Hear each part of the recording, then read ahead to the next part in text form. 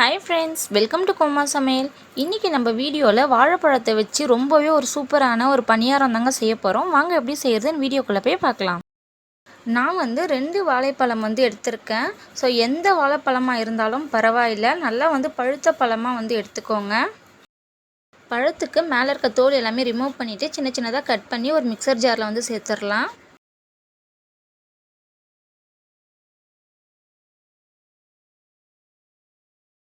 இது கூடயே ஒரு 1/4 கப் அளவு சர்க்கரை சேர்த்துடலாம். உங்களுக்கு சர்க்கரை வேண்டாம் நினைக்கிறவங்க நீங்கள் அதுக்கு பதில் வெல்லமும் சேர்த்துக்கலாம், அப்படி இல்லைனா நாட்டு சர்க்கரை கூட சேர்த்துக்கலாம். 1 கப் அளவு காய்ச்சி ஆற வச்ச பால் சேர்த்துடலாம்.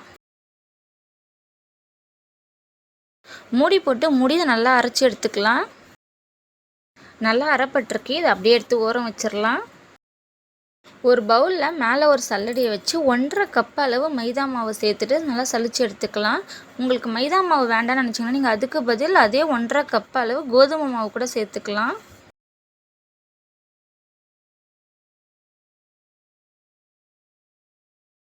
ஒரு 1/4 ஸ்பூன் அளவு உப்பு சேர்த்துடலாம். உப்பு அதிகமாக சேர்க்கக்கூடாது, ஏன்னா நம்ம இனிப்பு பணியாரம் தான் செய்கிறோம். இனிப்போட பேலன்ஸ் நல்லா எடுத்து கொடுக்கணுன்றதுக்காக ஒரு 1/4 ஸ்பூன் அளவு உப்பு மட்டும் சேர்த்துருக்கோம். இப்போ நம்ம அரைச்சி வச்சுருக்க அந்த வாழைப்பழம் மிக்சிங் எடுத்து கொஞ்சம் கொஞ்சமாக சேர்த்து நல்லா மிக்ஸ் பண்ணி விட்டுறலாம். நம்ம வாழைப்பழம் மிக்சிங் சேர்க்கும் பொழுது மொத்தமாகவே சேர்த்து மிக்ஸ் பண்ணக்கூடாது, கொஞ்சம் கொஞ்சமாக தான் சேர்த்து நல்லா கிளறி விடணும்.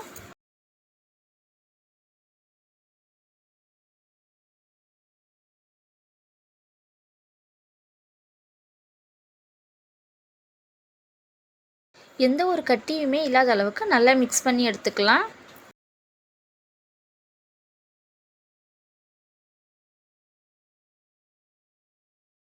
ஒரு 1/4 ஸ்பூன் அளவு பேக்கிங் சோடா சேர்த்துடலாம். உங்கள்கிட்ட பேக்கிங் சோடா இல்லைனாலும் பரவாயில்ல, நம்ம வீட்டில் நார்மலாகவே ஆப்ப சோடா மாவு இருக்கும், அது கூட சேர்த்துக்கலாம். நல்ல ஒரு ஃப்ளேவருக்காக ஒரு 1/4 ஸ்பூன் அளவு ஏலக்காய் தூள் சேர்த்துடலாம். கொஞ்சமாக தண்ணி சேர்த்து நல்லா மிக்ஸ் பண்ணி விட்டுறலாம்.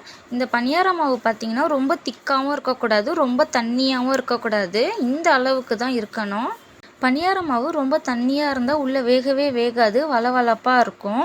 ரொம்ப கெட்டியாகவும் இருந்தாலும் சாப்பிட்றதுக்கு ரொம்ப ஹார்டாக இருக்கும், சாஃப்டாகவே இருக்காது. அதனால் இந்த ஸ்டேஜுக்கு இருக்க மாதிரி பார்த்துக்கோங்க. பணியார மாவு ரெடி ஆகிடுச்சு, இது அப்படியே இருக்கட்டும்.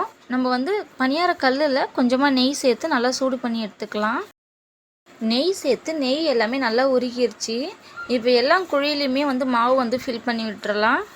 அடுப்பை மீடியமில் வச்சே நல்லா வேக விடுங்க, அப்போ தான் உள்ளே எல்லாமே நல்லா வெந்து வரும். அடுப்பை ஸ்பீடாக வச்சிங்கன்னா மேலே வெந்துடும், உள்ளே வேகாது. மூடி போட்டு நல்லா வேக விட்டுறலாம். இது எல்லாமே நல்லா செவந்து நல்லா வெந்திருக்கு. இது எல்லாமே ஒன்று ஒன்றா திருப்பி விட்டுறலாம்.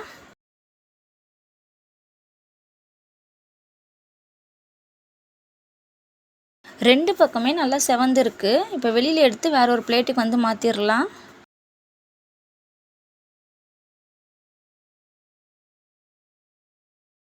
நான் மீதி இருக்க மாவுலையும் இதே மாதிரி எல்லா குழியிலையுமே நல்லா ஃபில் பண்ணி விட்டுடலாம். இந்த பணியாரமும் 2 பக்கமே நல்லா செவந்துருச்சு, இதையும் வெளியில் எடுத்துடலாம். இந்த வாழைப்பழம் பணியாரம் நல்லா வாசனையாக ரொம்பவே சூப்பராக இருக்குது. அந்த வாழைப்பழத்தோட ஃப்ளேவரோட அவ்வளோ சூப்பராக இருக்குது. ரொம்பவே சூப்பரான வாழைப்பழம் பணியாரம் ரெடி ஆகிடுச்சு. சூப்பராக இருக்குது, சாப்பிட்றதுக்கு நல்லா சாஃப்டாகவும் செமையாக இருக்குது. கண்டிப்பாக ட்ரை பண்ணுங்கள். இந்த வீடியோ உங்களுக்கு பிடிச்சிருக்கோம் நம்புறேன். இந்த வீடியோ உங்களுக்கு பிடிச்சிருந்தா மறக்காமல் நம்ம கோமா சமையல் சேனலுக்கு சப்ஸ்கிரைப் பண்ணிவிடுங்க. அடுத்த வீடியோவில் பார்க்கலாம். பாய்.